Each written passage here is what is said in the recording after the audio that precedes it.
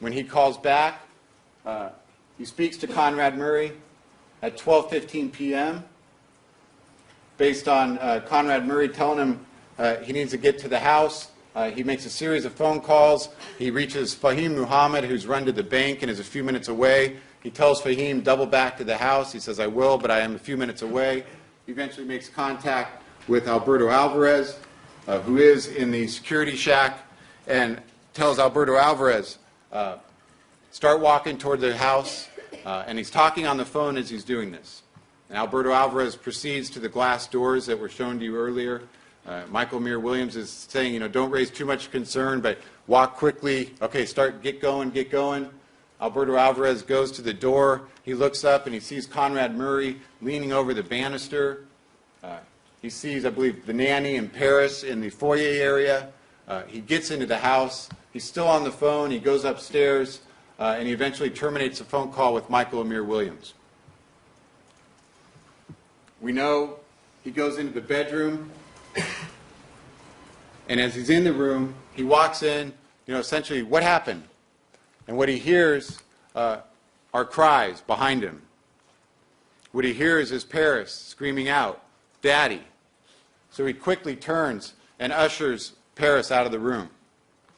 He comes back in, and Conrad Murray is over on the far side of the bed. He's grabbing vials, and he instructs Alberto, pick up that bag. Drops the vials into the bag, and those are put into one of Conrad Murray's, evidently one of his medical bags.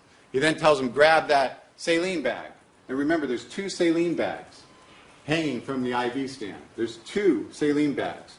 And he specifically instructs him, grab that one. The one Alberto Alvarez describes as having a bottle inside of it. He's never told to grab the other saline bag. He's told specifically to grab the one that Alberto Alvarez saw a bottle within. I asked Alberto Alvarez, what was going on in your head at this time? What were you thinking? He thought he was helping the doctor prepare to go to the hospital to save Michael Jackson's life. That's what he thought they were doing.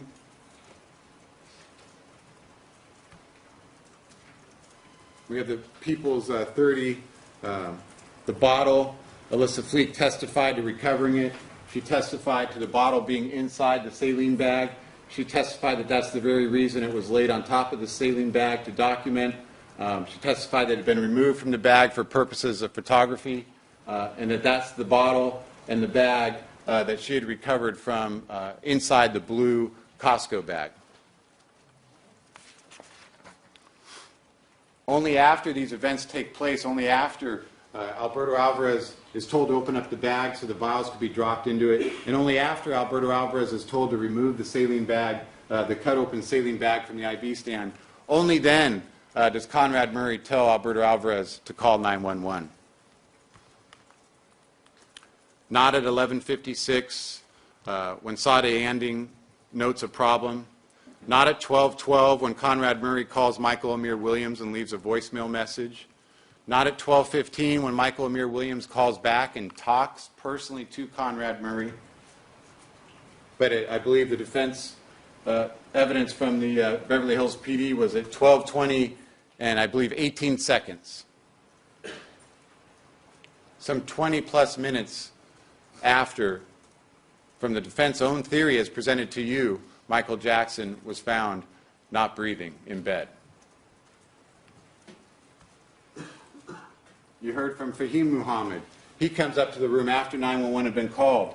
And he comes in. He hears Paris and Prince outside of the room in the landing area where they've been ushered out by Alberto Alvarez. He goes to the children. He finds Paris balled up on the floor, crying. Prince standing still, shocked, crying. And he quickly takes the children. He gets the nanny because he wants to escort the children downstairs so they don't have to witness what is transpiring.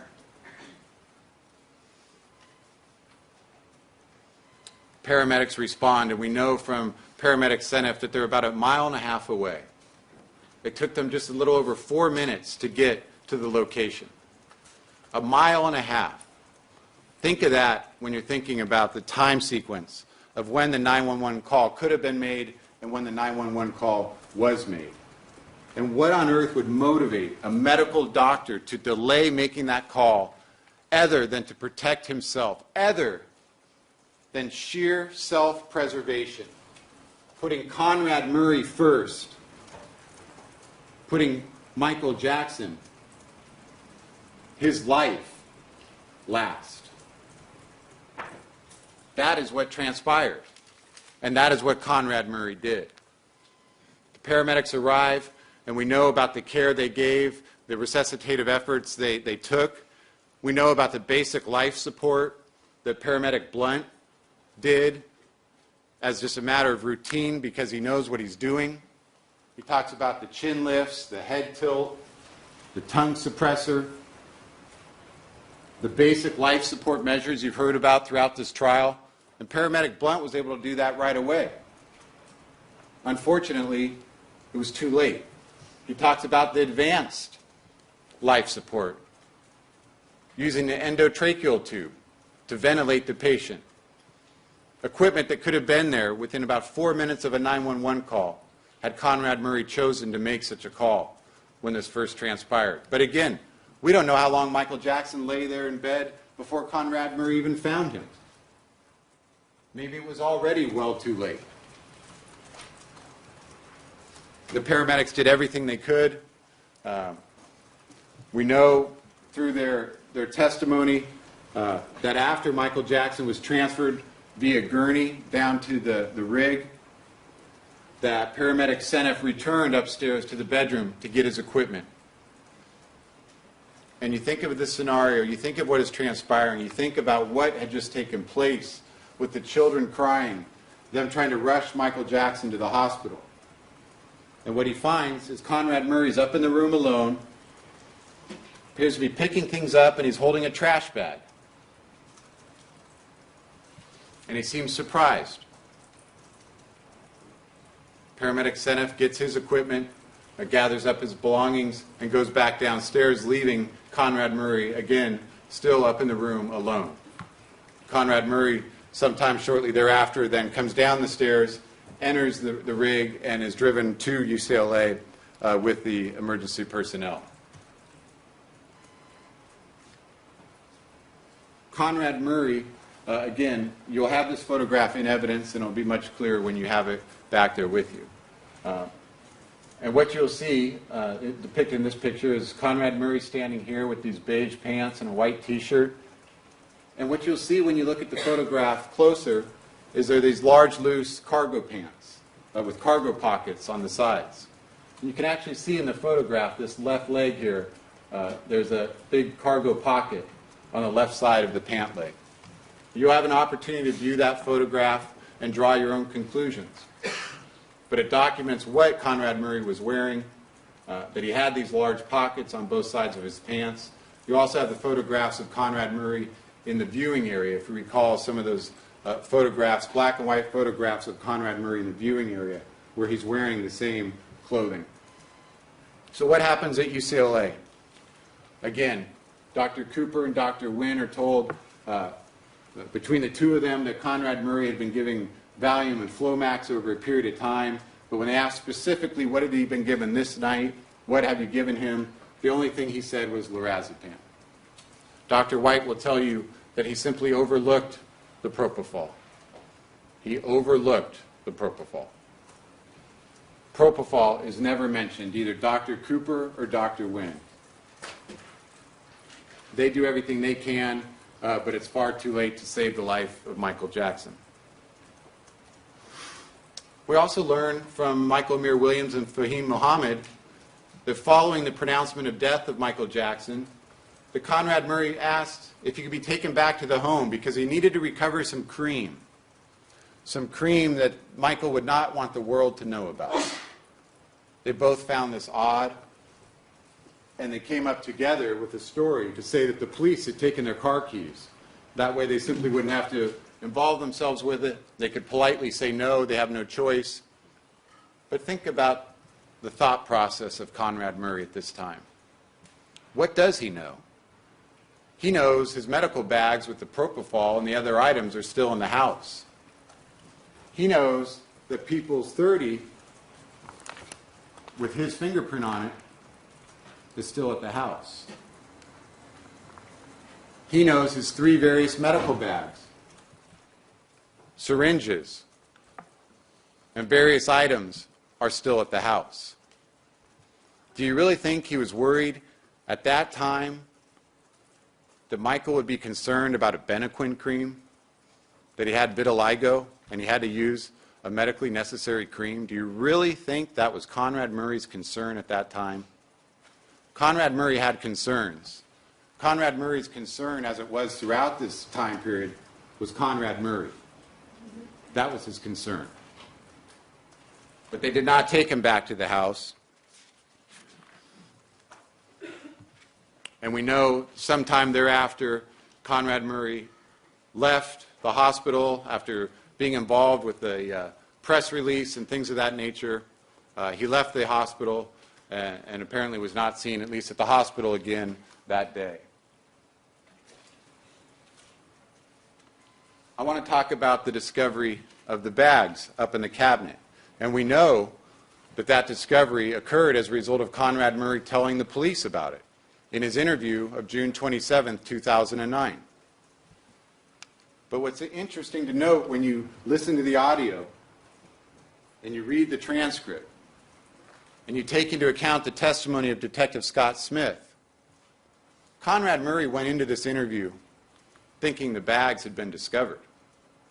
When you piece together all the evidence, Conrad Murray knew the police had been there. He knew there was eventually going to be toxicology findings.